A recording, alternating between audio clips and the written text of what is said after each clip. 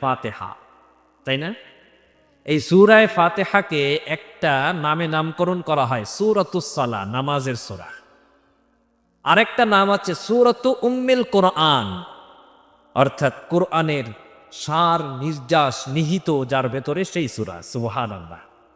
মানে কোরআনের জড়, গোটা কোরআনের ভেতরে যা আছে সূরায়ে ফাতিহায় তা আছে। এই অর্থে সূরাতু উম্মুল কোরআন। রব্বুল আলামিন এই সূরা আমাদের জন্য প্রত্যেক রাকাতে রাকাতে লাজেম করেছেন, অপরিহার্য করেছেন। আল্লাহর নবী সাল্লাল্লাহু আলাইহি ওয়াসাল্লাম বলেন, লা সালাতা ইল্লা বিফাতিহাতিল কিতাব। কেউ যদি সূরায়ে ফাতিহা না পড়ে তাহলে তার নামাজ হবে নাকি? হয় সে নিজে পড়বে অথবা তার পক্ষ থেকে ইমাম পড়বে, পড়তেই হবে, অন্যথায় নামাজ হবে না। এত গুরুত্বপূর্ণ, এত দামি এই সূরা।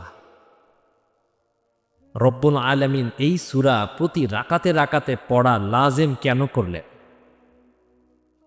আল্লাহ পাক রব্বুল আলামিন সূরায়ে ফাতিহা যে আমাকে পড়তে বললেন, উদ্দেশ্যটা কি? আল্লাহ তাআলা হাদিসে কুদসির ভেতরে বলেন, সহিহ মুসলিমের বর্ণনা, রাসূল সাল্লাল্লাহু আলাইহি ওয়াসাল্লাম বলেন, আল্লাহ বলেছেন যে এই নামাজে সূরায়ে ফাতিহা কেন পড়তে হয়?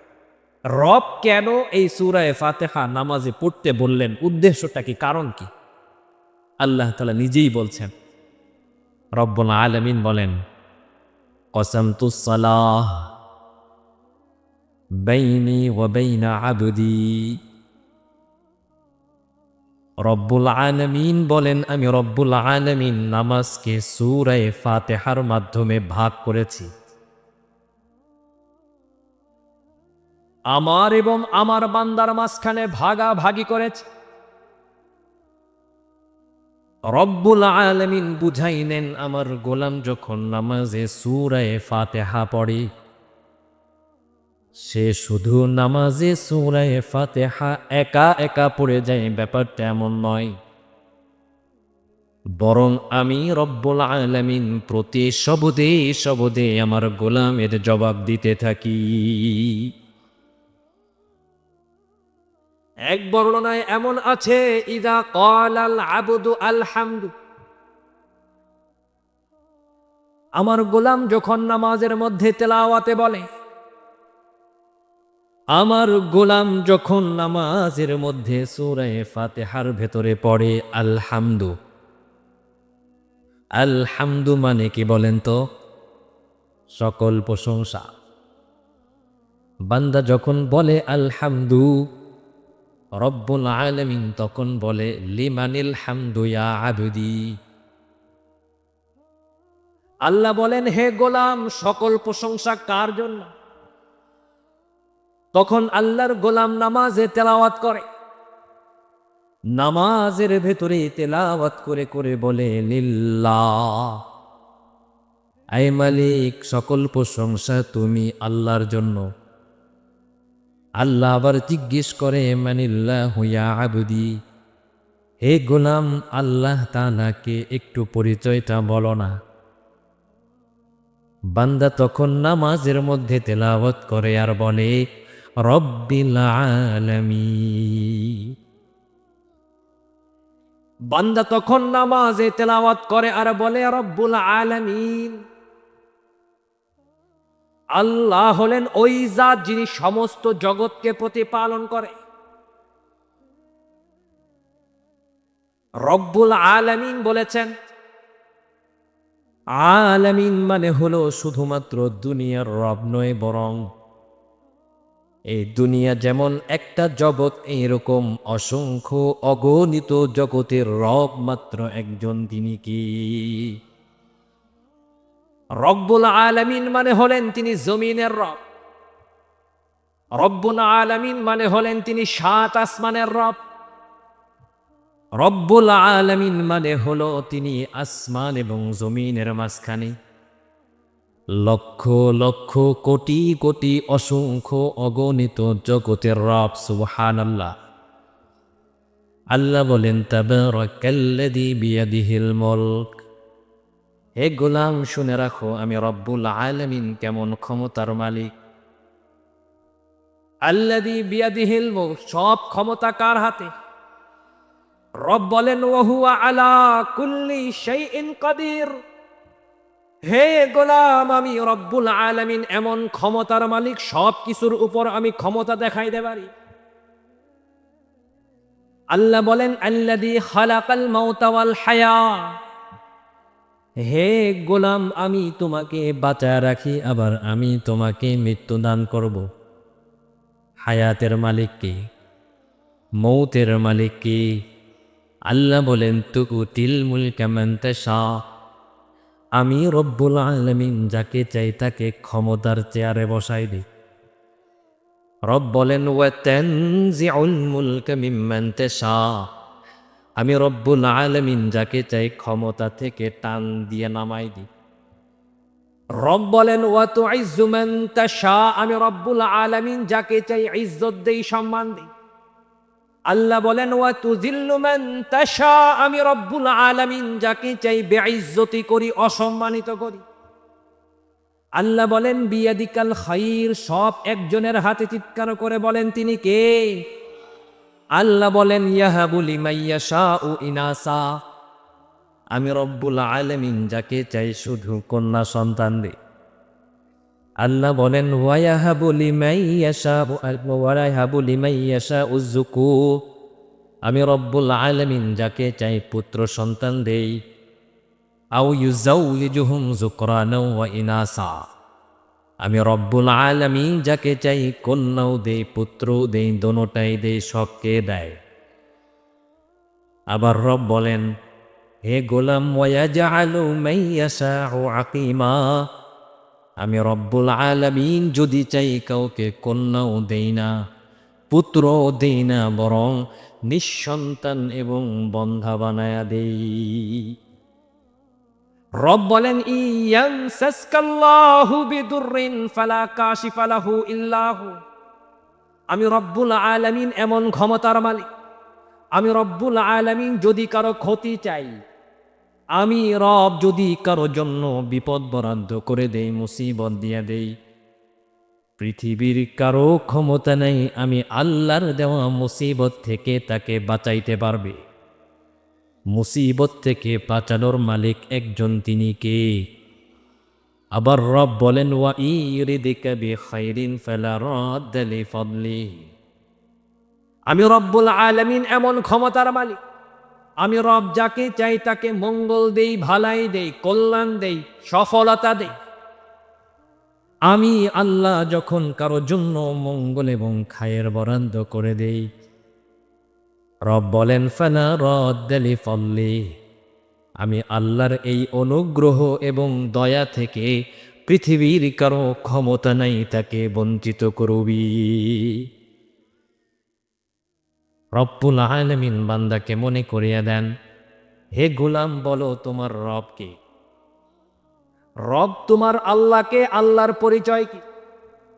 বান্দা তখন নামাজের মধ্যে বলে রব্বিল আলামিন, আল্লাহ হলেন ওই জাত যিনি সমস্ত জগৎগুলোকে প্রতিপালন করে।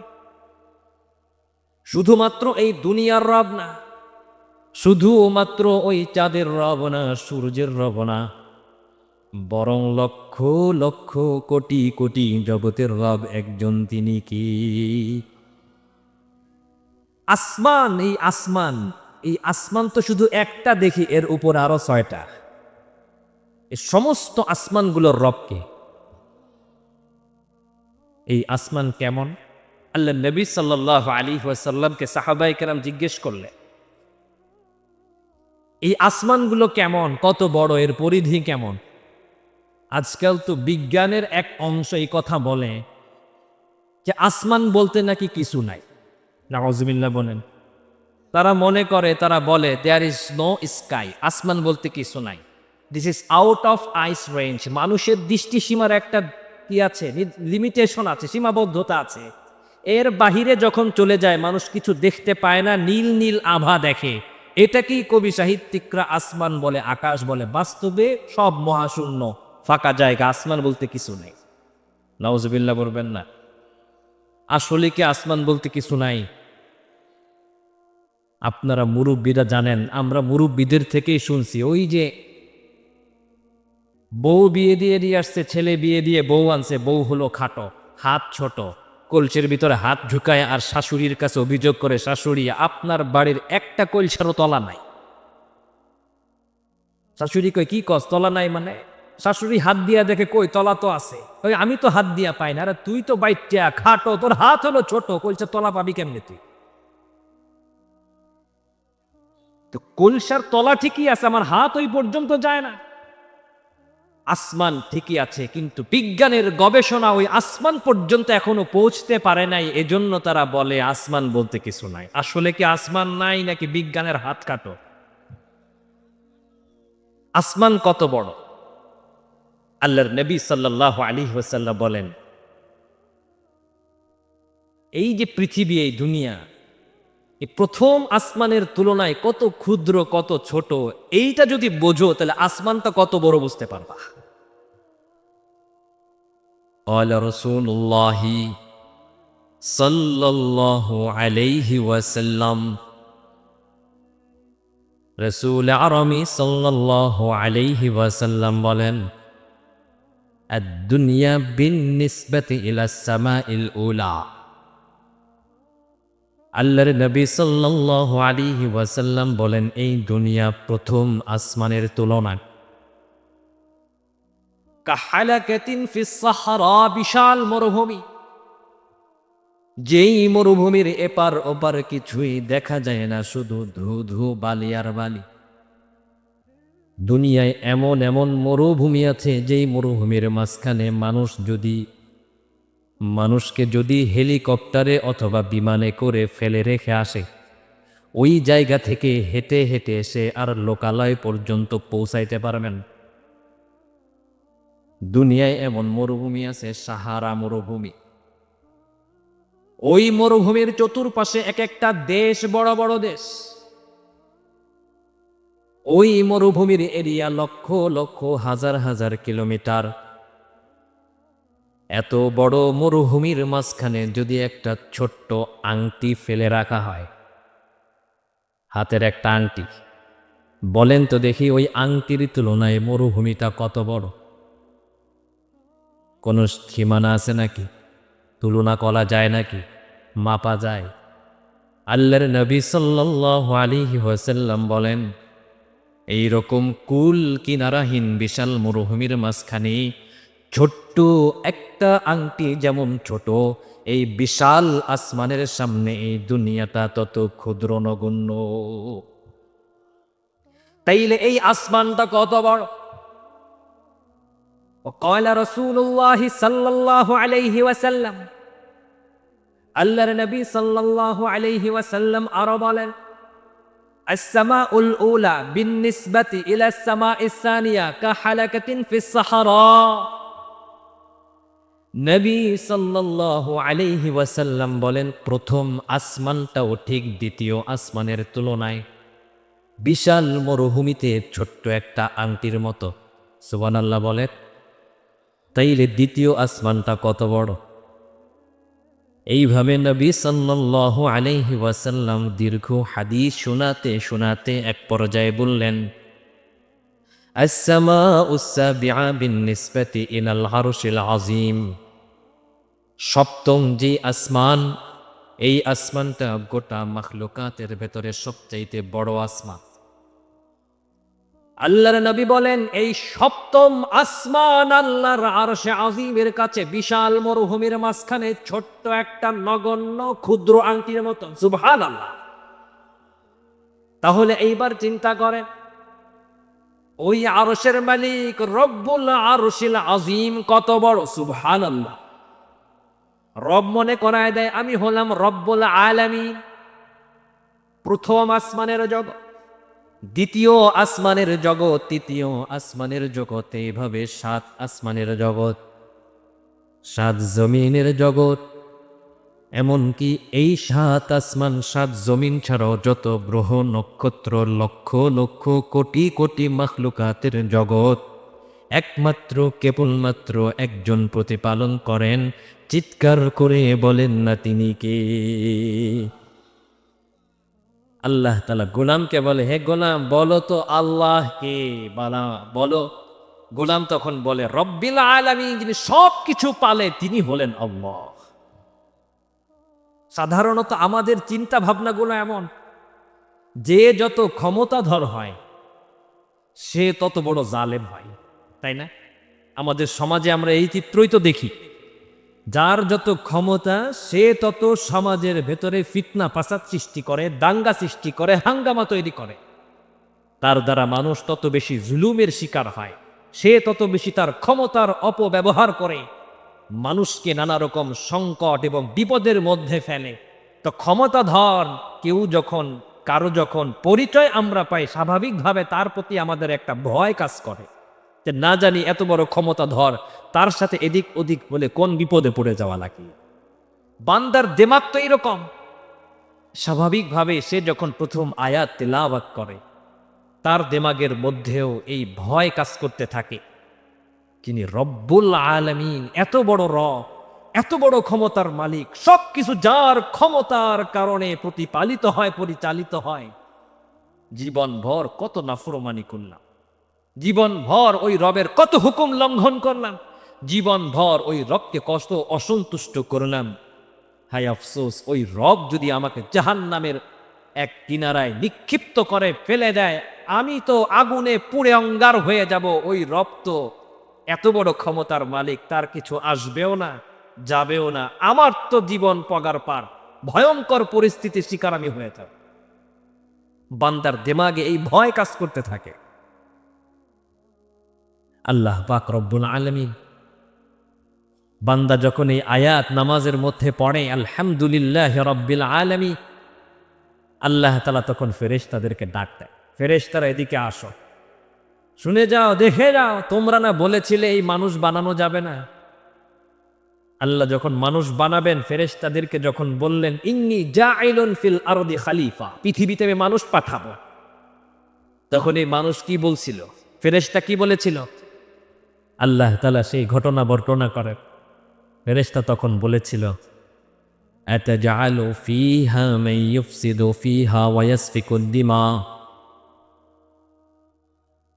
আয় রাব্বাল আলামিন, দুনিয়ায় এমন কোন মাখলুক পাঠাবেন নাকি যেই মাখলুক দুনিয়ায় যাওয়ার পর ফিতনা করবে, ফাসাদ করবে, দাঙ্গা করবে, হাঙ্গামা করবে, মারামারি করবে, রক্তপাত ঘটাবে, আপনার হুকুম লঙ্ঘন করে আপনাকে অসন্তুষ্ট করবে।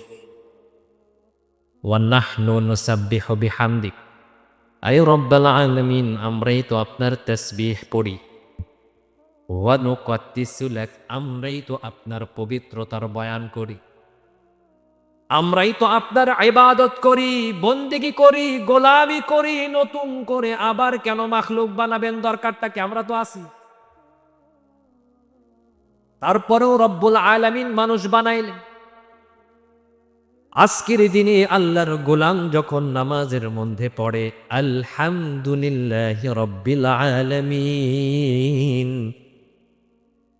আল্লাহ রব্বুল আলামিন তখন ওই দিনের কথা ফেরেশতাকে মনে করায় দেয়। হে গোলাম, বলেছিলে না তাই এই মানুষ দুনিয়ায় গেলে ফিতনা করবি? হে ফেরেশতা, বলেছিলে না এই মানুষ দুনিয়ায় গেলে দাঙ্গা করবে, হাঙ্গামা করবে? এই মানুষ দুনিয়ায় যাওয়ার পর আমি আল্লাহর হুকুম লঙ্ঘন করবি। দেখো দেখো আমার গোলাম কি বলে।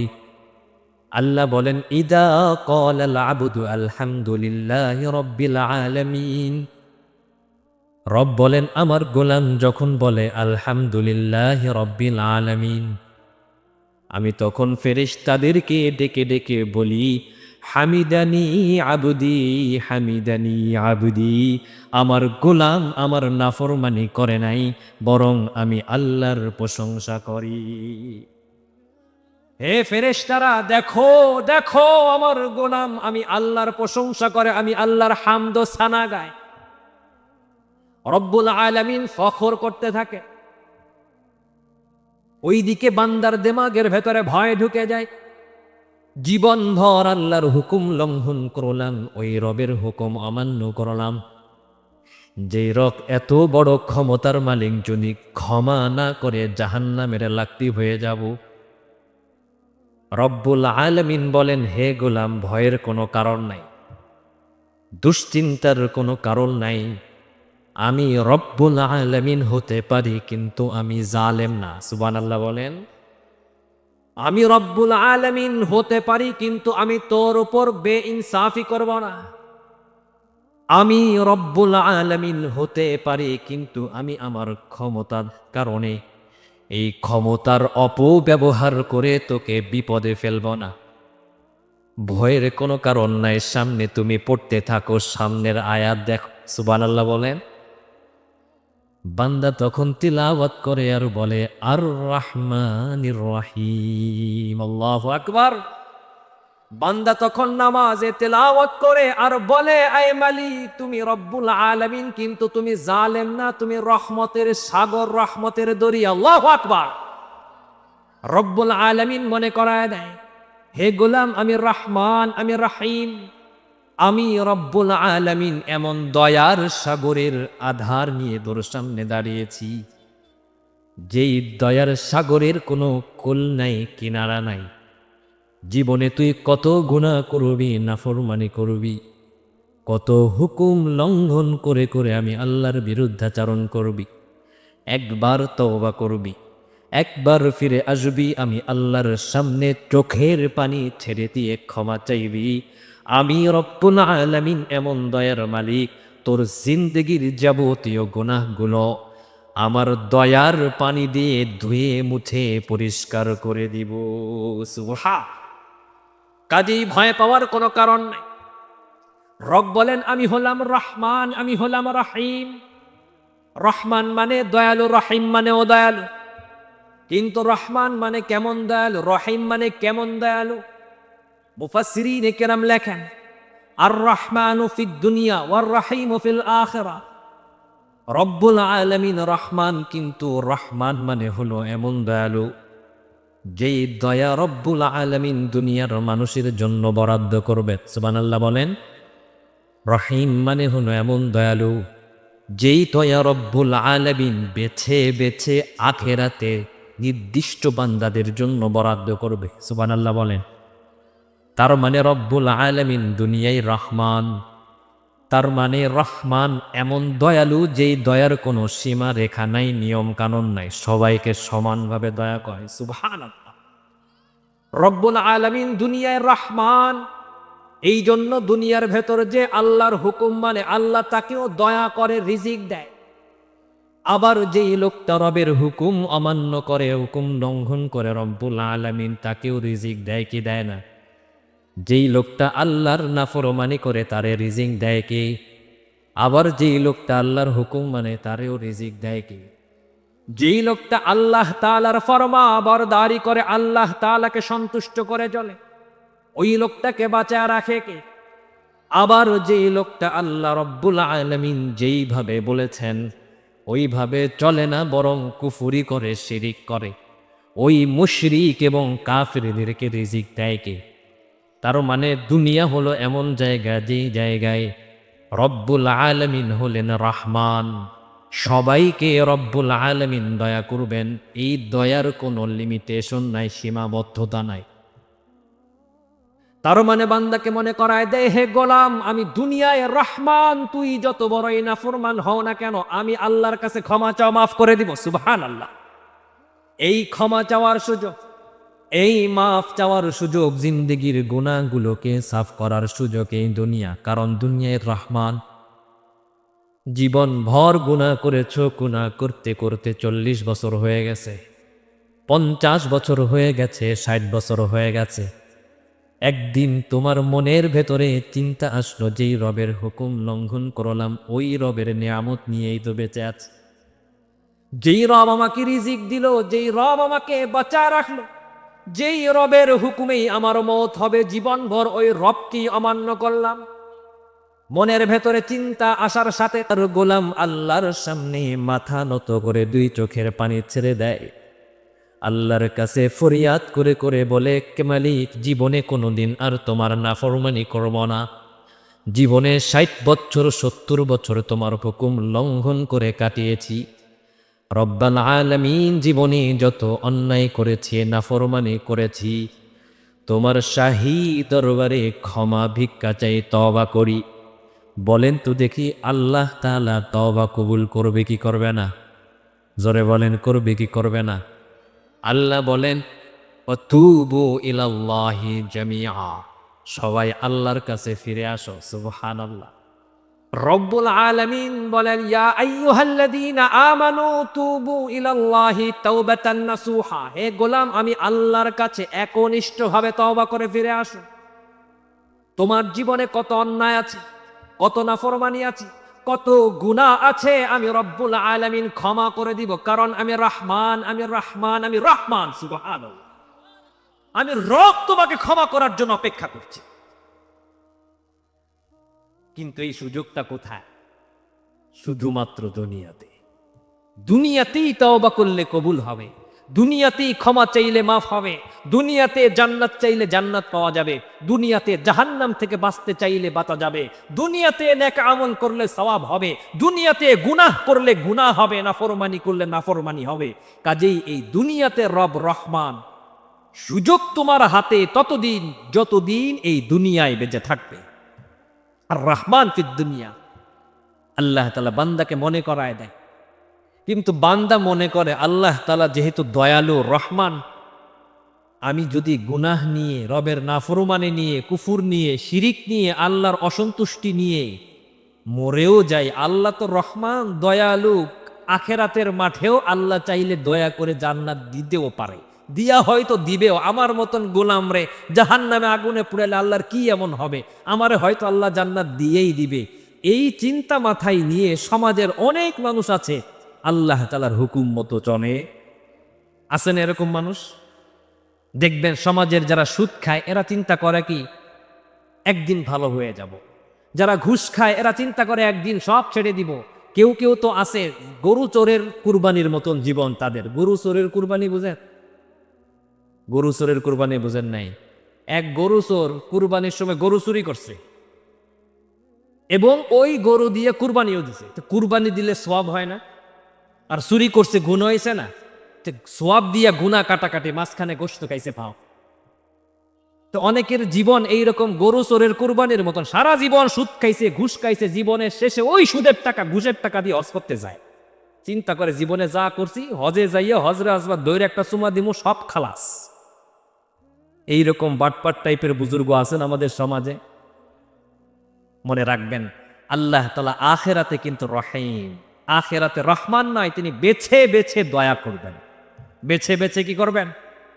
দয়া করবেন। কারণ আল্লাহ পাক রব্বুল আলামিন বান্দাকে এই দুনিয়ার জীবনটাই দিয়েছেন পরীক্ষা করার জন্য, এবং বিশেষ দয়ার সাগর উন্মুক্ত করে বান্দাকে পরীক্ষার ময়দানে অবতীর্ণ করেছেন। গোলাম, এখন চাইলে তুমি আমার দয়া গ্রহণ করে পরীক্ষায় পাশ করে জান্নাতে চলে যেতে পারো।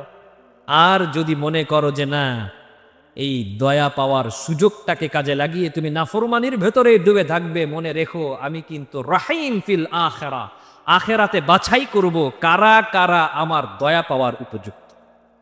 বাছাই করব। বাছাই করবে কি করবে না?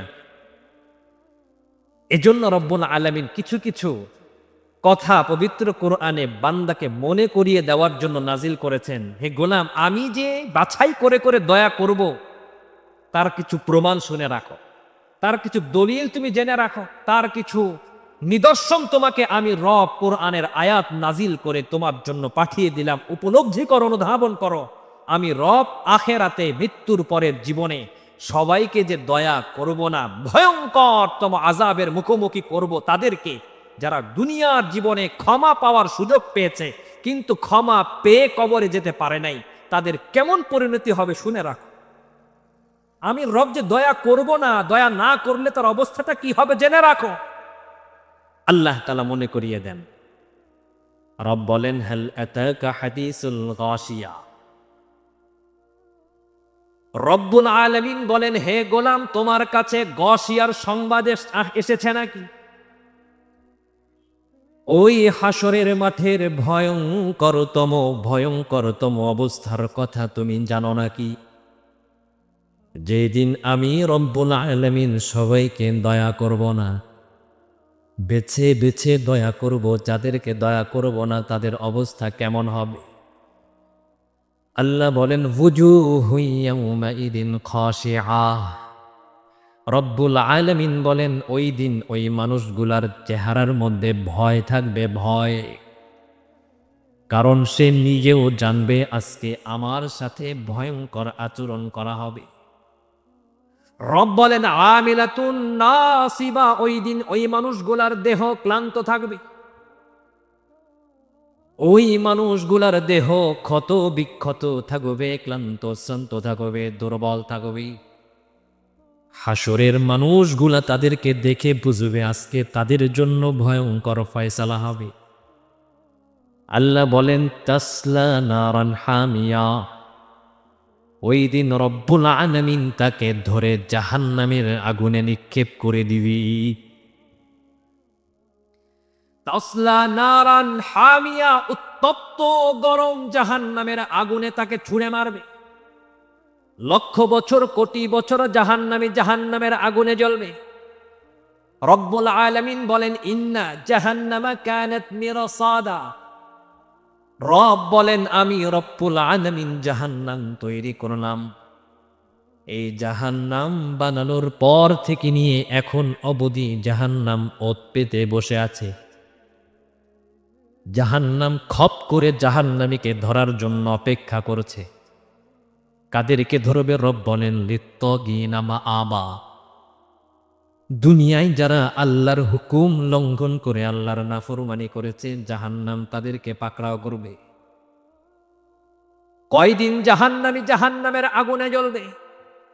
রব বলেন লাবিসিনা ফিহা আহকাবা, লক্ষ লক্ষ কোটি কোটি বছর।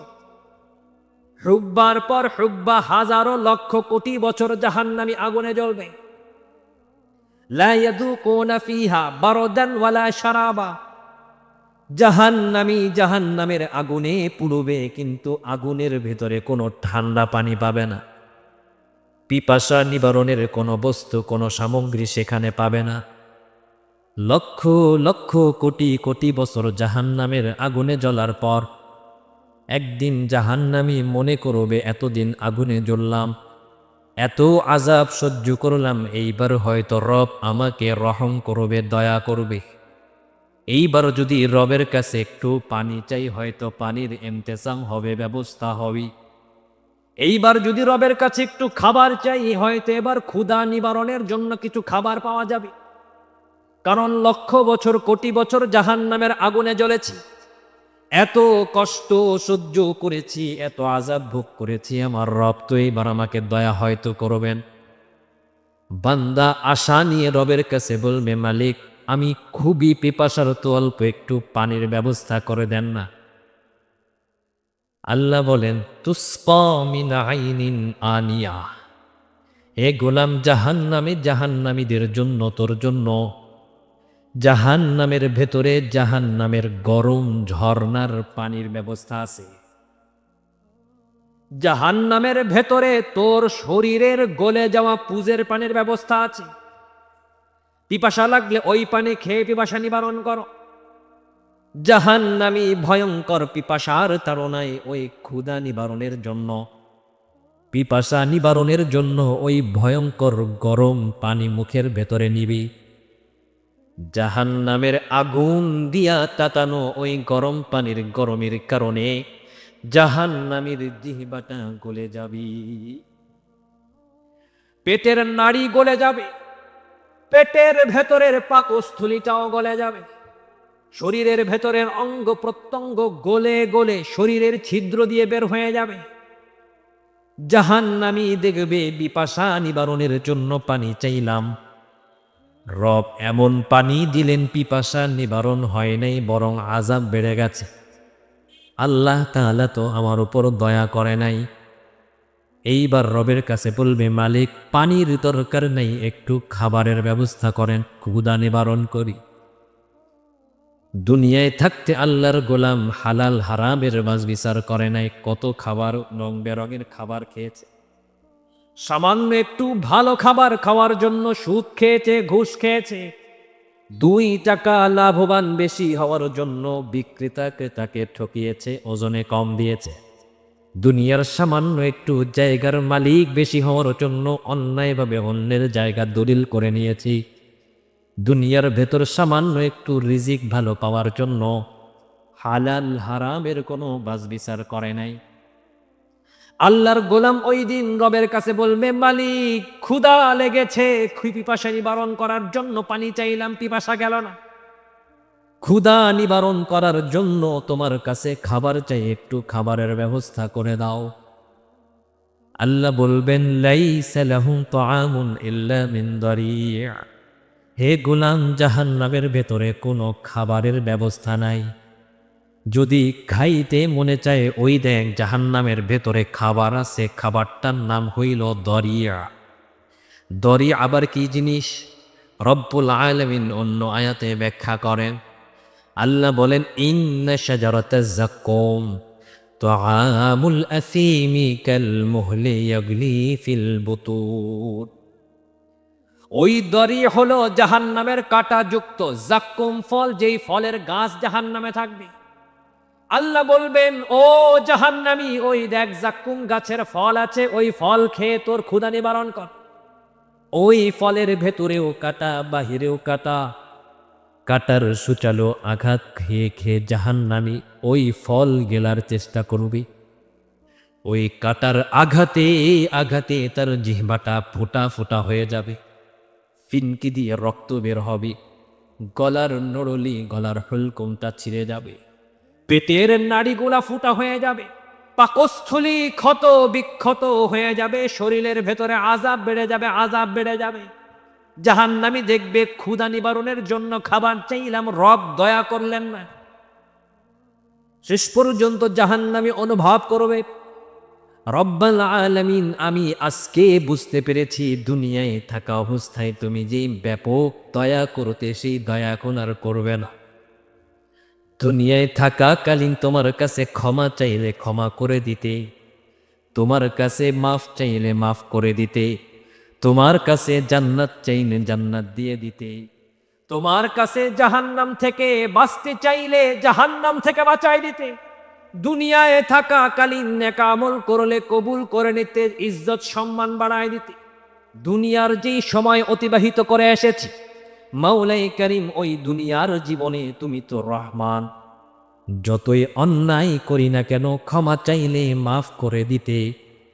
দুনিয়ায় থাকাকালীন একদা বাজারের মাহফিলে বসে বসে নসিহত শুনেছিলাম, কিন্তু শুধু শুনে শুনে বাড়িতে এসেছি, আমল করি নাই। আজকে এই ভয়ঙ্কর জাহান্নামের ভেতরে আসার পর অনুভব হয়েছে, আখেরাতে তুমি সবাইকে দয়া করবা না। আখেরাতের দয়া পাওয়া এত সোজা না। আয় মালিক, আখেরাতে দয়া পাওয়ার জন্য দুনিয়ার ওই দয়াটা তো এখন আমার খুব দরকার। মাওলাই করিম, আজকে আমি নিজের চোখে ভয়ঙ্কর আযাব দেখলাম, নিজের কানে ওই আযাবের ভয়ঙ্কর গর্জন শুনলাম। রব্বানা আবসারনা ওয়া সামি'না ফারজি'না না'মাল সালিহা ইন্না মুকিনুন। আয় মালিক, তোমার কাছে একটা শেষ সুযোগ চাই। আমি নিজের চোখে জাহান্নাম দেখলাম, তুমি যে এই ভয়ঙ্কর সময়ে তোমার পক্ষ থেকে দয়া পাওয়া যায় না উপলব্ধি করলাম। আয় মালিক, নিজের কানে এই জাহান্নামের ভয়ঙ্কর আযাবের গর্জন শুনলাম। আমি বুঝে ফেলেছি তুমি দয়া করবা না। দয়া পাওয়ার জন্য দুনিয়ার জীবনটা আমার আরেকবার প্রয়োজন। মাওলাই করিম, ফারজি'না না'মাল সালিহা, আমাকে আরেকবার একটু দুনিয়ায় পাঠানোর ব্যবস্থা করে দেন। আমাকে আরেকবার দুনিয়ার জীবনটা ফেরত দেন। আরেকবার ওই দুনিয়ার 60 থেকে 70 বছরের ছোট্ট জীবনটা আমাকে ভিক্ষা দেন। ওই জীবনটা যদি পেয়ে যাই, ওই জীবনে তুমি যেহেতু ব্যাপক দয়া করবে, তোমার দয়া নিয়ে বাঁচব, তোমার কাছে ক্ষমা চাইব, তোমার জন্য তোমার হুকুমগুলো মেনে মেনে চলব। আয় রব্বুল আলামিন, না'মাল সালিহা, নেক আমল করব, ভালো কাজ করব, ভালো হয়ে যাব। ইন্না মুকিনুন,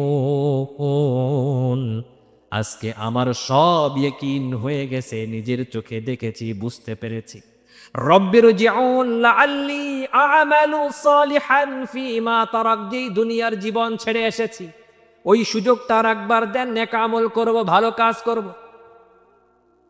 অথচ রব্বুল আলামিন সুযোগ তো দিবেনই না, বরং রব্বুল আলামিন বলবেন ফালান নাযীদাকুম ইল্লা আযাবা, হে গোলাম তোর জন্য পুনরায় আর দুনিয়ার যাওয়ায় সুযোগ নাই, বরং যতদিন জাহান্নামের ভেতরে থাকবি আমি রব্বুল আলামিন দিন দিন তোর জাহান্নামের আযাব বাড়ায়া দিব। শুধু আযাব বাড়বে আর বাড়বে, কোনো দয়া নাই তোর জন্য। দয়া করার জন্য সুযোগ দিয়েছিলাম, এখনো হাতে সুযোগ আছে সুদখোররা ভালো হয়ে যা, এখনো হাতে সুযোগ আছে ঘুষখোররা ভালো হয়ে যাক, এখনো হাতে সুযোগ আছে উলামায়ে কেরামের প্রতি যারা বিদ্বেষ পোষণ করেন ভালো হয়ে যান, এখনো হাতে সুযোগ আছে যারা এখনো নামাজের জন্য মসজিদে 5 ওয়াক্ত আসেন না, সুযোগ আছে আল্লাহ তাআলার হুকুম মানার জন্য দৈনিক 5 বার আল্লাহর ঘরে আসেন, এখনো হাতে সুযোগ আছে জীবন ভর যত অন্যায় করেছেন, অপকর্ম করেছেন, গুনাহ নাফরমানি করে করে জীবনটাকে গুনাহ করে করে অন্ধকারাচ্ছন্ন করেছেন, সুযোগ আছে তওবা করেন, ক্ষমা চান, ভালো হয়ে যান, অন্যথায় আখিরাতের বিশেষ দয়া আপনার জন্য বরাদ্দ করা হবে। এখন সুযোগ, রহমান ফিদ দুনিয়া। তো বান্দা দেখবে সুযোগ চাইলাম, সুযোগও পাইলাম না, আযাব খালি বাড়ে আর বাড়ে। এক পর্যায়ে রবকে বলবে, রব তাহলে আমি এই জীবন রাখতে চাই না, তুমি আমাকে মেরে ফেলো, আমাকে মৌত দান কর। আল্লাহ তাআলা বলবেন লা ইয়ামুতু ফিহা ওয়ালা ইয়াহইয়া, জাহান্নামের মধ্যে জাহান্নামী মরেও না বাঁচেও না, তুই মরতেও পারবি না বাঁচতেও পারবি না। তার মানে যতক্ষণ বাঁচবি বাঁচার মতন বাঁচতে পারবি না, আর মরণ তো নাই।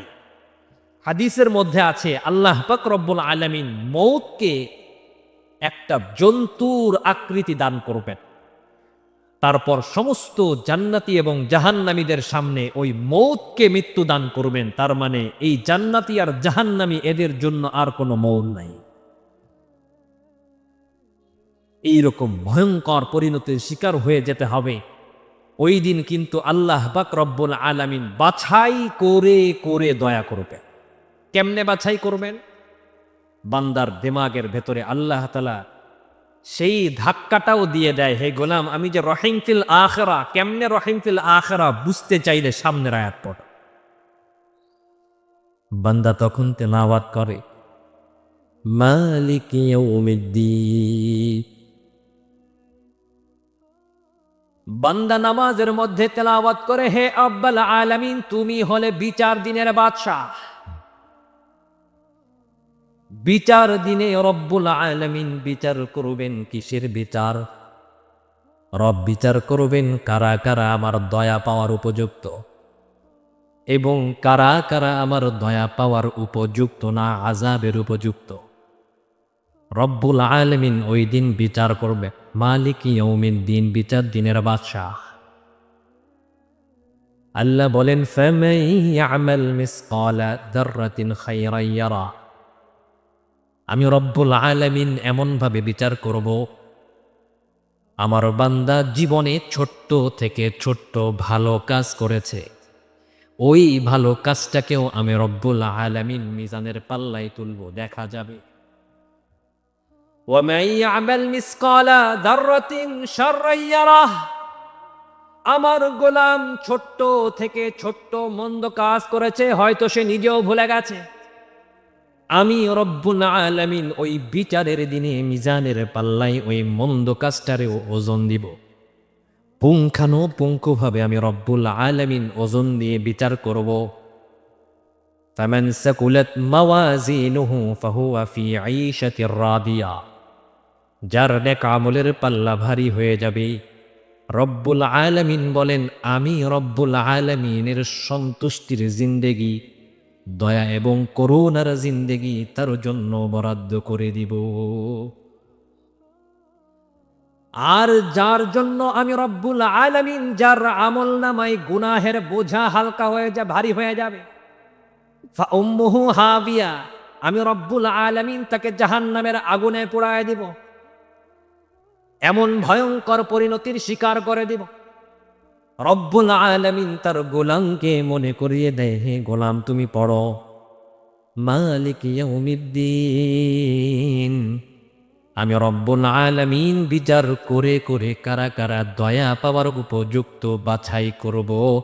কাজেই আমি আল্লাহ তাআলার কাছে গোলামি করা ছাড়া, আমি আল্লাহর হুকুম মানা ছাড়া, আমি রবের দেওয়া এই দুনিয়ার সুযোগটাকে আখিরাতের জন্য কাজে লাগানো ছাড়া আমি আল্লাহ তাআলার কাছ থেকে রেহাই পাওয়ার কোনো সুযোগও নাই। আমি রব যে দুনিয়ার সামান্য সময় দিলাম, এইটাকে কাজে লাগাইতে পারলে তবেই তুমি স্পেশাল দয়া পাবা, বিচার দিনের বাছাইতে টিকে যাবা। রব বলেন আমার গোলাম যখন পড়ে আর রহমানির রহিম মালিক ইয়াউমিদ্দিন, আমি রব্বুল আলামিন তখন ফেরেশতাদেরকে ডেকে বলিও ফেরেশতারা শুনে যাও, দেখে যাও, মজ্জাদানি আবদি মজ্জাদানি আবদি, দেখো দেখো আমার গোলাম আমার বড়ত্বের বর্ণনা দেয়, আমার গোলাম আমার ক্ষমতার কথা বলে, আমার গোলাম আমার শ্রেষ্ঠত্বের কথা বলে, আমার গোলাম হতে চায় এই মর্মে ঘোষণা দেয়। সুবহানাল্লাহ বলেন। বান্দা যখন এই আয়াতগুলো তিলাওয়াত করে আর মনে মনে ভাবে, যেই রব বিচার দিনের বাদশাহ, যেই রবের দয়া ছাড়া আখেরাতে বাঁচার উপায় নেই, যেই রবের দয়া ছাড়া দুনিয়ায় বাঁচার উপায় নাই, সেই রবের দয়া পাওয়ার জন্য ওই রবের গোলামি ছাড়া ভিন্ন কোনো পথ নাই। বান্দা এইটা মনে মনে অনুভব করতে থাকে। তখন রব্বুল আলামিন বলেন, হে গোলাম, যদি তুমি বুঝতে পারো আমি রব্বুল আলামিন দয়া না করলে দুনিয়ায় তোমার জন্য সফলতা নাই, আমি রব্বুল আলামিন দয়া না করলে আখিরাতেও তোমার জন্য সফলতা নাই, আমি রব্বুল আলামিন দয়া না করলে মায়া না করলে আখিরাতে বিচারের সময় বাছাই পর্বে টিকার কোনো সুযোগ নাই। তুমি যদি বুঝতে পারো, অনুভব করতে পারো, কাজেই আমার দয়া পাওয়ার জন্য যদি আমার গোলামি করতে চাও, তাহলে তুমি ঘোষণা করো, বলো ইয়াকা না'বুদু, হে গোলাম তুমি বলো আই রব্বাল আলামিন, একমাত্র কেবলমাত্র তোমার গোলাম হতে চাই। সুবহানাল্লাহ বলেন। বান্দা তখন নামাজে বলে, আয় মালিক, একমাত্র তোমার গোলাম হতে চাই, তোমার গোলাম হয়ে বাঁচতে চাই, তোমার গোলাম হয়ে মরতে চাই। কিন্তু একটা সমস্যা আছে, দুনিয়ায় যখন কেউ রবের সত্যিকারের গোলাম হয়ে যায়, দুনিয়ার মধ্যে কেউ যখন সত্যিকার অর্থে আল্লাহ তাআলার গোলাম হয়ে চলতে চায়, দুনিয়ার ভেতর মানুষ শয়তান আছে না নাই, জিন শয়তান আছে না নাই। আল্লাহ বলেন ওয়া মিনাশ শায়াতিনি মিনাল জিন্নি ওয়াল ইনস, জিনের মধ্যেও শয়তান আছে, মানুষের মধ্যেও শয়তান। এই শয়তানগুলা তখন পাগল হয়ে যায়। এরা তখন দেখে এই লোকটা রবের গোলাম হয়ে গেছে, এই লোকটা আল্লাহর প্রকৃত গোলাম হওয়ার পথে চলছে। তখন এই জিন শয়তান মানুষ শয়তান বাধা সৃষ্টি করে, বিপদ তৈরি করে, মুসিবত বানায়, যে কোনো ধরনের পরিস্থিতি তৈরি করে কিভাবে তাকে রবের গোলামি থেকে সরানো যায় ষড়যন্ত্র করে, কি করে না। এই জন্য দেখবেন সমাজে যেই মানুষটা আল্লাহর হুকুম মতন চলতে চায় সেই মানুষটার বিপদ আছে না নাই, যেই মানুষটা আল্লাহর হুকুম মতন সমাজটাকে চালাইতে চায় তার বিপদ আছে না নাই, যেই মানুষটা এই জমিনের প্রতি ইঞ্চি মাটিতে আল্লাহর গোলামি প্রতিষ্ঠা করতে চায়, আল্লাহর হুকুম বাস্তবায়ন করতে চায়, তার বিপদ আছে না নাই। এজন্য রব বলেন, হে গোলাম, তুমি আমার গোলাম হতে চাও, তুমি আমার গোলামি করতে চাও, কিন্তু মনে রাখবা বিপদ আছে, প্রতিবন্ধকতা আছে, সমস্যা আছে, নানা রকম ধোঁকা আছে, নানা রকম ষড়যন্ত্র আছে। যখন তুমি ষড়যন্ত্রের শিকার হবে, বিপদের মুখোমুখি হবি, হতে পারে তুমি গোলামি থেকে সরে যাবি। যেমন সমাজের ভেতর এমন অনেক মানুষ দেখা যায়, 5 ওয়াক্ত নামাজ পড়ে আল্লাহর গোলামি করে, মাথায় টুপি পরে, মুখে সুন্নতে দাড়ি রাখে, আল্লাহর গোলামি করে, হালাল খাওয়ার চেষ্টা করে, আল্লাহর গোলামি করে, সব সময় আল্লাহর গোলাম হয়ে চলার চেষ্টা করে। কিন্তু ওই মানুষটা এমন এক দলের সাথে দলদারি করে, ওই দলের প্রতিনিধি, ওই দলের ঊর্ধ্বতন, ওই দলের নেতার হুকুম মানতে গেলে আল্লাহর গোলামি থাকে। ওই সময় ওই মানুষ চিন্তা করে, আমি যদি আমার বসের হুকুম মানি, আমার নেতার হুকুম মানি, আল্লাহর গোলামি ছুটে যাবে। আর যদি আল্লাহর গোলামি মানি, তাহলে নেতার নেতাগিরি মানা যাবে। এই পরিস্থিতিতে দেখা যায় অনেক মানুষ আল্লাহর গোলামির চাইতে নেতার হুকুমকে বেশি প্রাধান্য দেয়, আছে না নাই? এজন্য রব বলেন, তুমি শুধু গোলাম হইতে চাইলেই পারবা না। আমি রব্বুল আলামিন যদি তোমাকে আমার গোলাম হওয়ার জন্য সাহায্য না করি, তোমাকে যদি আমার গোলাম বানানোর জন্য সহযোগিতা না করি, তৌফিক না দে, এ গোলাম যতই চেষ্টা করো না কেন, আমি রবের সত্যিকারের গোলাম হইতে পারবা? কাজেই আমি রবের গোলাম হইতে চাও, এই কথার সাথে সাথে তুমি এইটাও বলো, ওয়া ইয়াকা নাস্তাঈন, আয় মালিক, তোমার গোলাম হইতে চাই এবং এই গোলাম হওয়ার জন্য তোমার সাহায্য চাই। সুবহানাল্লাহ, তোমার সাহায্য চাই। তুমি সাহায্য করলেই তবে তোমার গোলামি করে জীবন ভর বাঁচতে পারো। তুমি সাহায্য করলেই তবে তোমার হুকুম মতন জিন্দেগি অতিবাহিত করতে পারবো। আর তুমি যদি দয়া না করো, তুমি যদি রহম না করো, তুমি যদি সাহায্য না করো, তোমার গোলামি করে জীবন ভর কাটানো সম্ভব?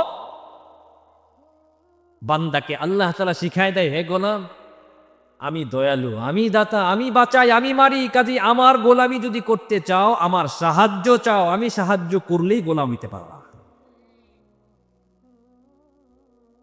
এখন রবের কাছে বান্দা যখন বলে, ওয়া ইয়াকা নাস্তাঈন, আয় রব, একমাত্র তোমার কাছেই সাহায্য চাই, আল্লাহ পাক রব্বুল আলামিন বান্দাকে মনে করায় দেয়, হে গোলাম, তুমি যে আমার কাছে সাহায্য চাও, তুমি তো মনে করো দুনিয়াতে বাড়ি গাড়ির মালিক হইলেই বোধহয় তুমি অনেক বড় সাহায্য পেয়ে গেছো। তুমি তো মনে করো একটু ভালো স্বাস্থ্য, শরীর, সৌন্দর্য, জনপ্রিয়তা, ক্ষমতা পাইলেই বোধহয় তুমি আমার পক্ষ থেকে সাহায্য পেয়ে গেছো। তুমি তো মনে করো দুনিয়াতে 2 ওয়াক্ত ভালোভাবে খেয়ে পরে থাকতে পারলেই বোধহয় তুমি সাহায্য পেয়ে গেছো।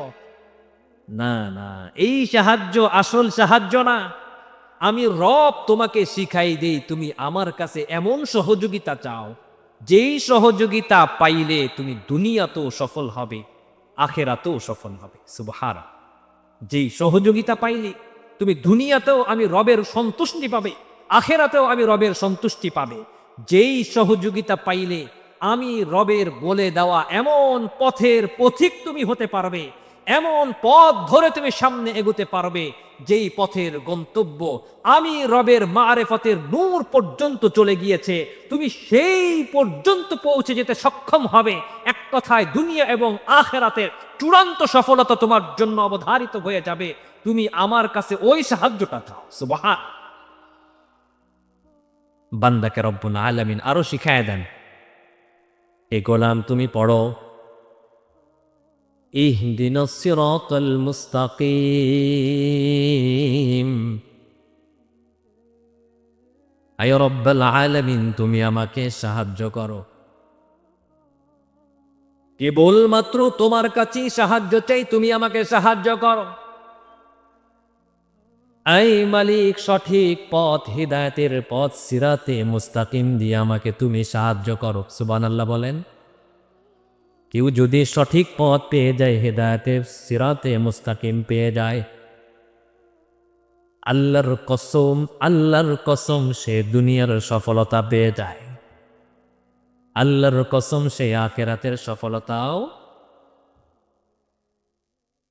দুনিয়া এবং আখিরাতের চূড়ান্ত সফলতা তারাই পাবে যারা সিরাতে মুস্তাকিম পেয়ে যাবে। এজন্য রব বলেন, তুমি যে আমার কাছে সাহায্য চাইলা, এই সাহায্যের মানে হলো আমি আল্লাহ তাআলার কাছে তুমি সিরাতে মুস্তাকিম চাও, এইটা পাইলেই এর চাইতে বড় সহযোগিতার কিছু হতে পারে না। দুনিয়াতে মানুষ বহুত আছে, কিন্তু সঠিক পথে চলে চলে আল্লাহকে রাজি খুশি করে দুনিয়া আখেরাতের কামিয়াবি অর্জন করার মতন রবের গোলাম খুব কম আছে। আল্লাহ তাআলা জানে। আল্লাহ পাক রব্বুল আলামিনের কাছে বলতে থাকে, আয় রব, সিরাতে মুস্তাকিম তুমি আমাকে দান করো। আমি যে শুরুতে বলেছিলাম যে আপনি উলামায়ে কিরামের প্রতিবেশী হতে পেরেছেন, উলামায়ে কিরামের সাথে যোগাযোগের সহজ একটা মাধ্যম পেয়েছেন এবং অত্যন্ত অনুকূল পরিবেশ পেয়েছেন। চাইলেই যে কোনো আলেমের সাথে সাক্ষাতের সুযোগ রব আপনাকে করে দিয়েছেন। এই সুযোগটা যে কত বড় সুযোগ, কত বড় নিয়ামত, এইটা বোঝার জন্য আলোচনার শেষ পর্যন্ত শুনতে হবে বলেছিলাম কি বলেছিলাম না? একটু খেয়াল করে শুনেন সিরাতে মুস্তাকিমটা আসলে কি। যদি এটা বুঝতে পারেন, কখনো কোনো আলেমের বিরুদ্ধে অবস্থান গ্রহণ করার দুঃসাহস করবেন না। কোনো আলেমকে নিয়ে অন্যায় সমালোচনা করার দুঃসাহস করবেন না। কোনো আলেমের বিরুদ্ধে নানা রকম কটূক্তি এবং দোকানে সেই বিরুদ্ধে একটু কথা বলতে গেছে। নানা রকম যেই সমস্ত অপপ্রচারগুলো হয় এগুলোর সাথে কখনো একমত হতাম না যদি আমরা এই বিষয়টাকে যথাযথভাবে উপলব্ধি করতাম যে আলেমের সান্নিধ্য, তাদের সংস্পর্শ, তাদের সাথে থাকা, তাদের সাথে মিলে থাকার কি গুরুত্ব। আল্লাহ পাক রব্বুল আলামিন তো বলেছেন, ইন্নামা ইয়াখশাল্লাহ, রব্বুল আলামিন বলেন, আমি রব্বুল আলামিনকে যারা যথাযথভাবে ভয় করে, মনের ভিতরে ভয় লালন করে। ইন্নামা ইয়াখশাল্লাহ মিন ইবাদিহি আল উলামা,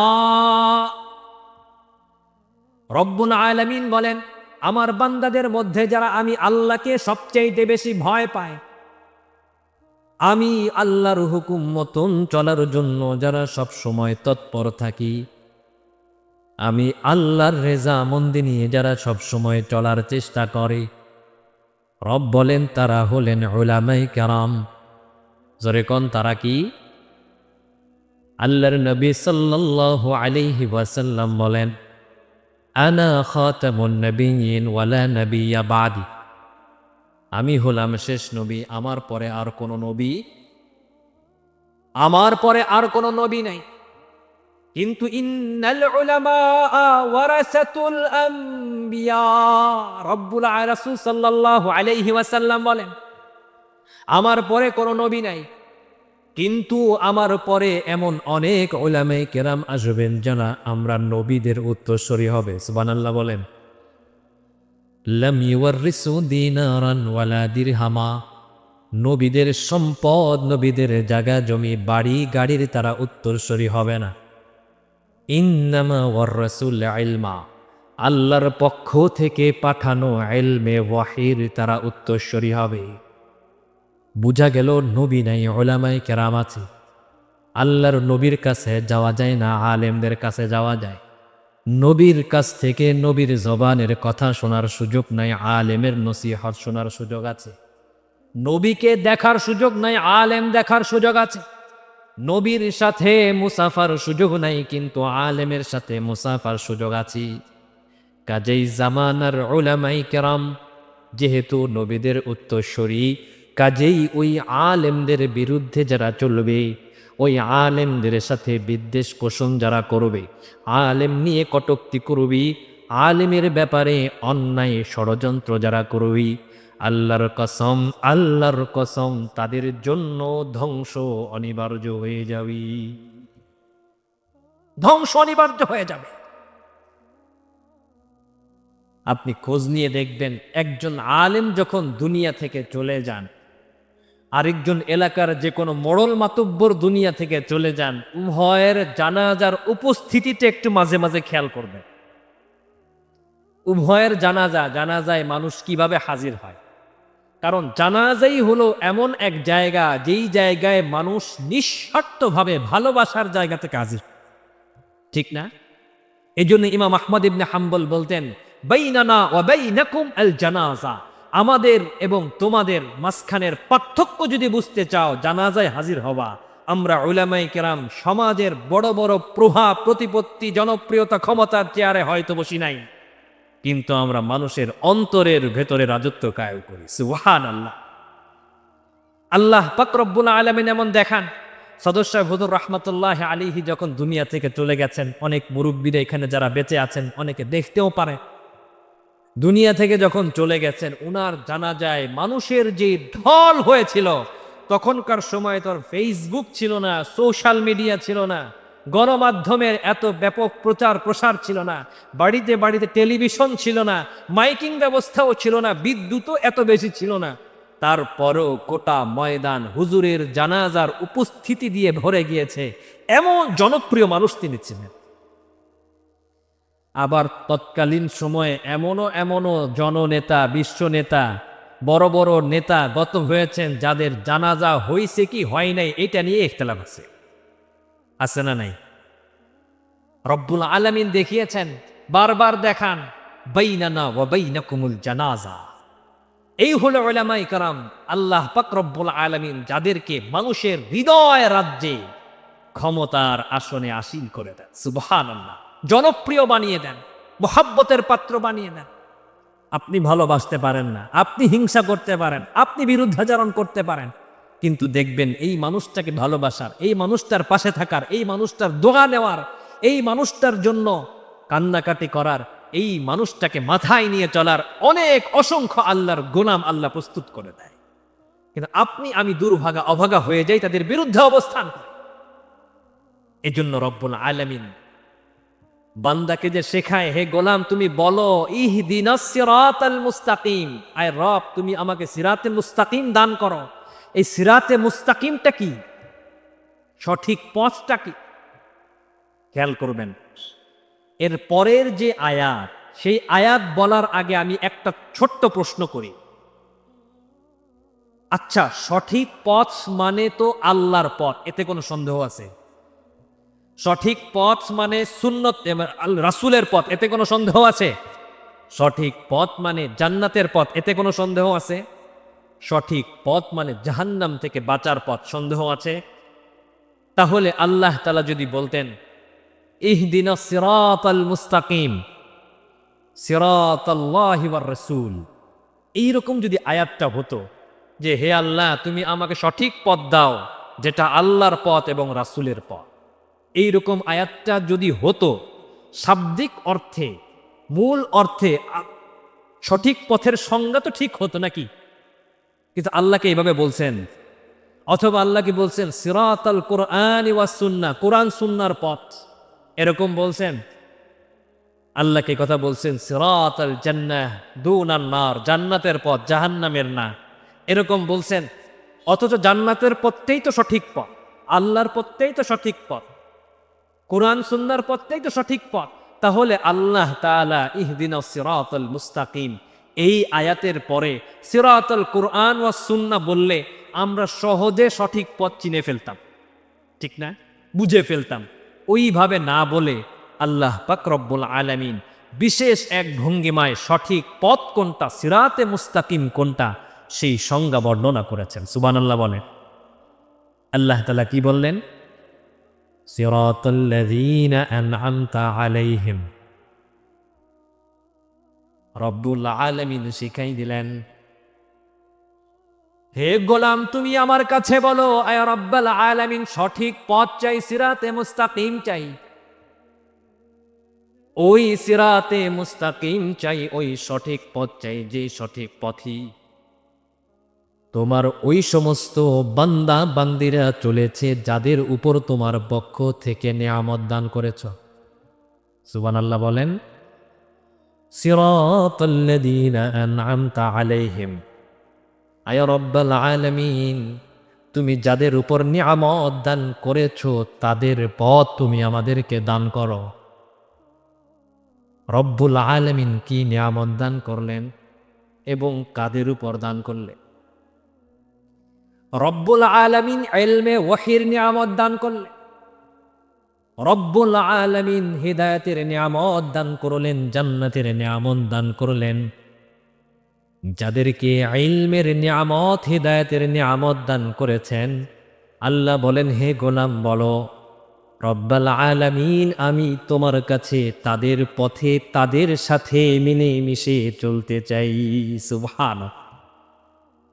আল্লাযীনা আন'আমতা আলাইহিম, যাদের উপর তুমি নিয়ামত দিয়েছ তাদের পথে চলতে চাই, তারা কারা? রব্বুল আলামিন অন্য আয়াতে ব্যাখ্যা করেন, বর্ণনা করে দেন। রব্বুল আলামিন বলে দেন উলাইকাল্লাযীনা আন'আমাল্লাহ উলাইকাল্লাযীনা আন'আমাল্লাহু আলাইহিম মিনান নাবিয়্যিন ওয়াস-সিদ্দীকিন ওয়াশ-শুহাদা'i ওয়াস-সালিহিন। সুবহানাল্লাহ বলেন। সঠিক পথ রব্বুল আলামিন বলে দেন যাদের উপর নিয়ামত দিয়েছি তাদের পথ। তারা কারা আল্লাহ বলেন, তাদের ভেতর এক নাম্বার হলো নবীগণ। কারা বলেন? উলাইকা আলাইহিম মিনান নাবিয়্যিন, যাদের উপর নিয়ামত দিয়েছি তাদের এক নম্বরে আছেন নবীগণ। তার মানে রব্বুল আলামিন মনে করাই দিলেন, হে গোলাম তুমি বলো, আই মালিক তুমি আমাদেরকে নবীদের পথে চলাও। সুবহানাল্লাহ।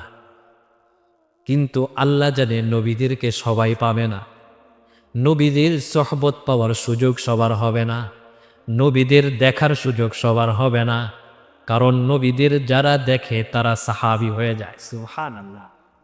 এত বড় ইজ্জতওয়ালা সম্মানওয়ালা বাছাই করা কয়েকজন ছাড়া সবাই হয় না। সাহাবায়ে কেরাম যারা আল্লাহর নবীকে চোখ দিয়ে দেখেছেন, সাহাবায়ে কেরাম কি 5 ওয়াক্ত নামাজে আমরা যেই কয় রাকাত পড়ি তার চেয়ে বেশি পড়তেন? বলেন। সাহাবায়ে কেরাম কোরআন শরীফ আমরা 30 পারা পড়ি, ওনারা কি 32 পারা পড়তেন? সাহাবায়ে কেরাম আমরা যেভাবে যেই নিয়মে যাকাত দিয়ে এর ব্যতিক্রম কোন নিয়মে যাকাত দিতেন? ওনাদের ফজিলত আমাদের চাইতে এত বেশি, কারণ একটাই, তারা আল্লাহর নবী সাল্লাল্লাহু আলাইহি ওয়াসাল্লামের সোহবত পেয়েছেন। সোহবতের এত পাওয়ার, এত গুরুত্ব। তো রব বলেন সঠিক পথ পাওয়ার জন্য প্রথম পথ হচ্ছে নবীদের পথ। উলাইকা আলাইহিম মিনান নাবিয়্যিন উলাইকাল্লাযীনা আন'আমাল্লাহু আলাইহিম মিনান নাবিয়্যিন, নবীদের পথ। কিন্তু নবীদেরকে তো সবাই পাবে না। সবাই পাবে? সবাই পাবে না। এজন্য রব বলেন 2 নাম্বার সঠিক পথ মানে হলো সিদ্দিকিনদের পথ। কাদের পথ? সঠিক পথ মানে হলো সিদ্দিকিনদের পথ, আল্লাহর ওলিদের পথ। রবের সাথে যাদের বিশেষ সম্পর্ক তৈরি হয়ে গেছে, আল্লাহর খাস ওলিতে পরিণত হয়ে গেছে, এইরকম আলা দরজার মানুষ যে সমস্ত বান্দাবান্দি আছি, আল্লাহ বলেন তাদের সাথে যারা চলবে, তাদের দেখানো পথে যারা চলবি, তারাই সিরাতে মুস্তাকিমের পথিক হয়ে যাবি। সুবহানাল্লাহ। কিন্তু এইরকম অলি আউলিয়া বুজুর্গানি দিন সবাই হইতে পারে না।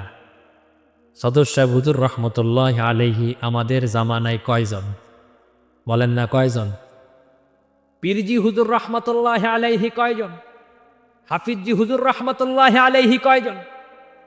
আল্লামা আহমদ শফি রহমতুল্লাহ আলাইহি কয়জন ছিলেন?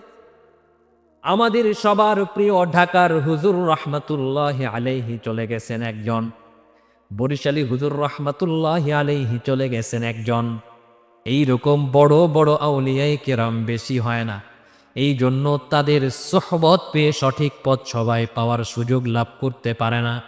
এজন্য রব্বুল আলামিন বলেন সিদ্দিকিন 2 নাম্বার পথ। যদি ওই সিদ্দিকিনদেরকে না পাও 3 নাম্বার পথ ওয়াশ-শুহাদা, আল্লাহর রাস্তায় শহীদ হয়ে যাবা। আল্লাহর রাস্তায় কি হবা? আল্লাহর রাস্তায় জীবন বিলায় দেওয়ার সুযোগ খুঁজতে থাকো। যদি সুযোগ পাও জীবনটা আল্লাহর জন্য দিয়ে দাও। সিরাতে মুস্তাকিমের উপর তোমার জিন্দেগি কবুল করে নিবে কে?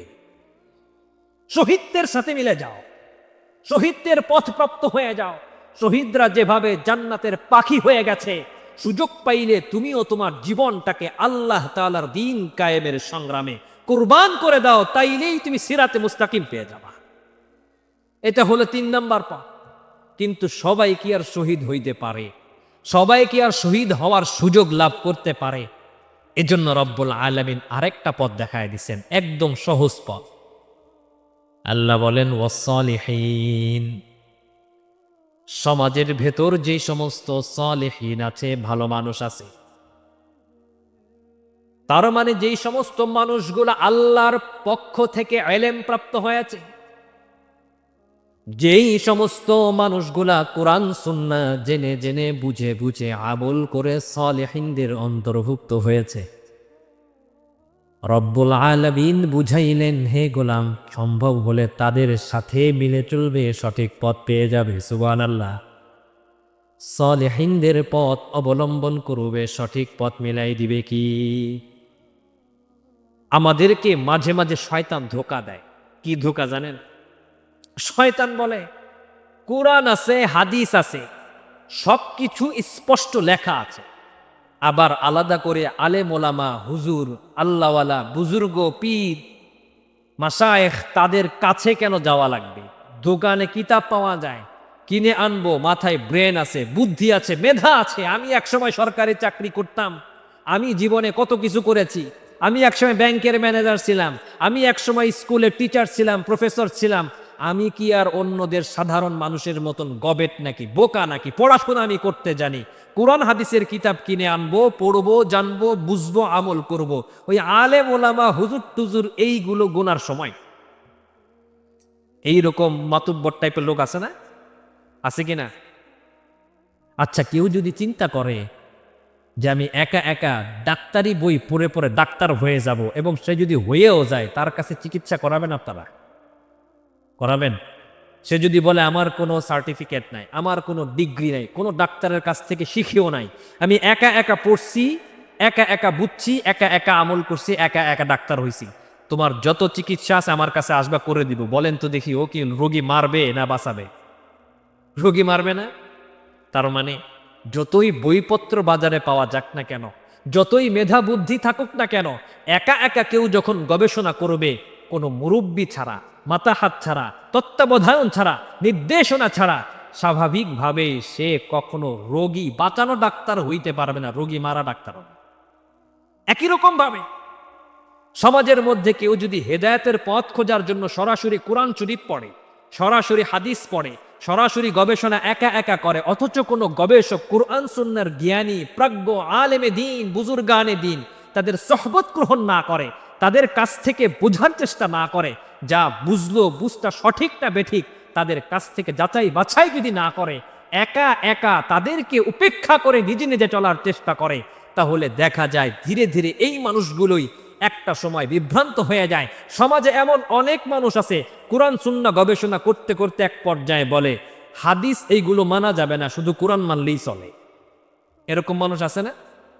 আবার কিছু মানুষ এমন আছে, কোরআন আর হাদিস মানলেই হয়, ইমাম আবু হানিফা না মানলেও চলে, ইমাম শাফি না মানলেও চলে, ইমাম আহমদ ইবনে হাম্বলকে না মানলেও চলে, ইমাম মালিক না মানলেও চলে, কোরআন হাদিস আছে এইটা মানলেই হয়।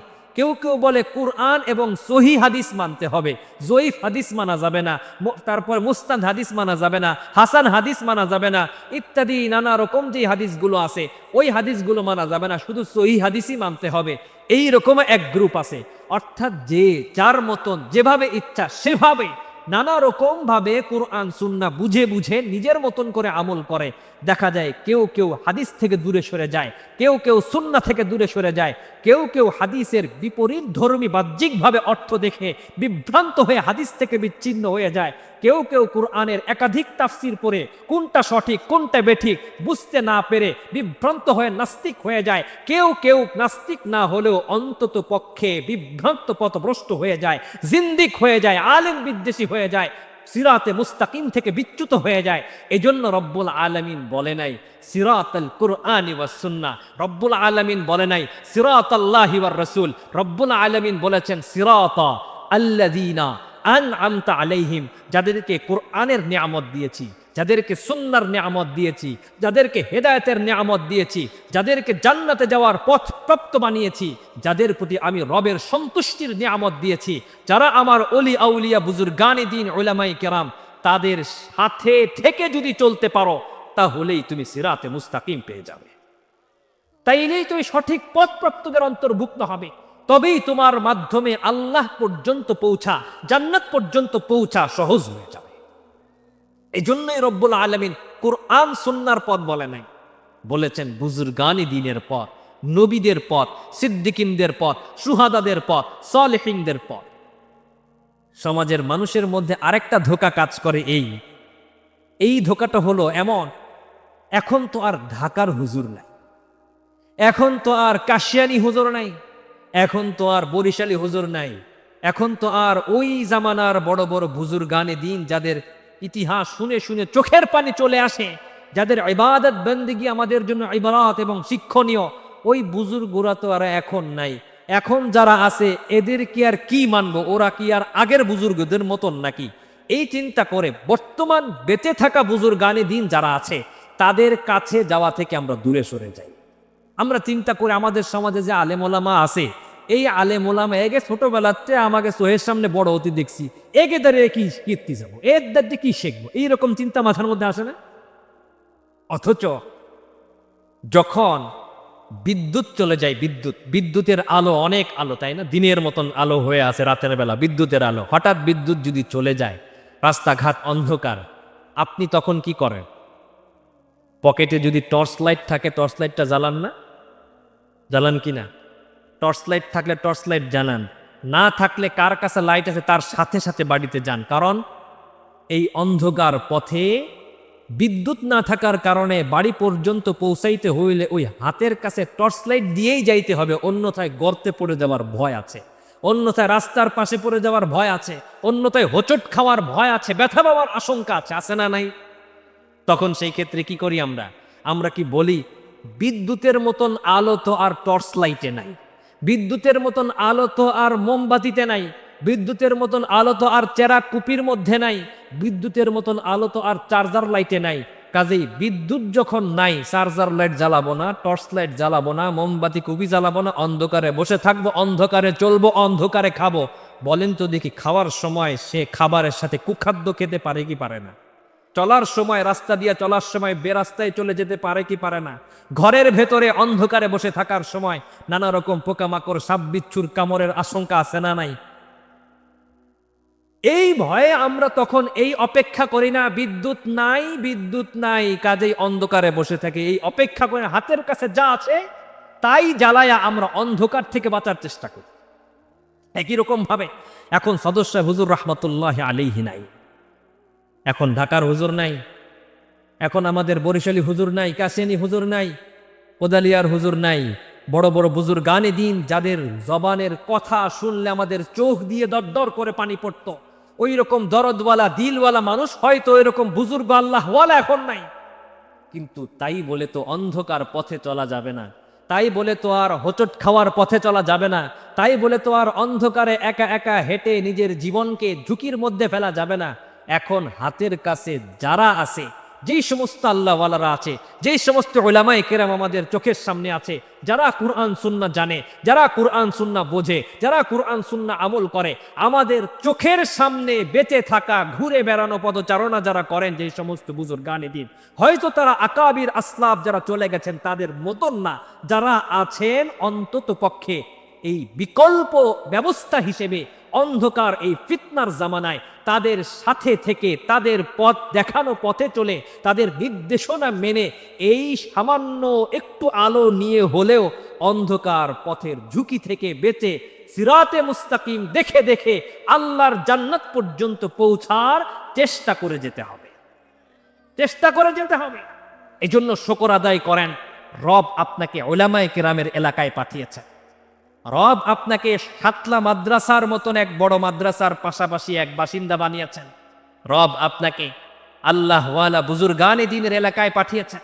আল্লাহ পাক রব্বুল আলামিন এই সৌভাগ্য, খুশনসিব আপনাকে দান করেছেন। এই খুশনসিবকে আল্লাহর পক্ষ থেকে নিয়ামত হিসেবে গ্রহণ করেন, শুকর আদায় করে করে জিন্দেগি গুজরান করেন। খবরদার এদের বিরুদ্ধাচরণ করে নিজের জীবনকে ঝুঁকিতে ফেলবেন না, নিজেকে সিরাতে মুস্তাকিম থেকে বিচ্যুত করবেন না। কারণ জিন্দেগিতে আল্লাহর জান্নাত পর্যন্ত পৌঁছার একটাই পথ, সেই পথের নামই হলো সিরাতে মুস্তাকিম, আর কোনো পথ নাই। বান্দা যখন এই পর্যন্ত তেলাওয়াত করে, আল্লাহ পাক রব্বুল আলামিন বান্দাকে আরো স্পষ্ট করে দেন। আল্লাহ তাআলা বলেন, গায়রিল মাগদুবি আলাইহিম, হে গোলাম তুমি আরো তেলাওয়াত করো, হে গোলাম আমি রব্বুল আলামিনের কাছে তুমি সঠিক পথ চেয়েছো, সেই সঠিক পথের সংজ্ঞা আরো বল, আরো স্পষ্টভাবে তুমি বর্ণনা কর। আমি রব্বুল আলামিন শিখায় দিলাম, হে গোলাম তুমি বলো গায়রিল মাগদুবি আলাইহিম, আয় রব্বুল আলামিন তাদের পথ থেকে তুমি আমাদেরকে বাঁচাও, তাদের পথে চলা থেকে তুমি আমাদেরকে হেফাজত করো।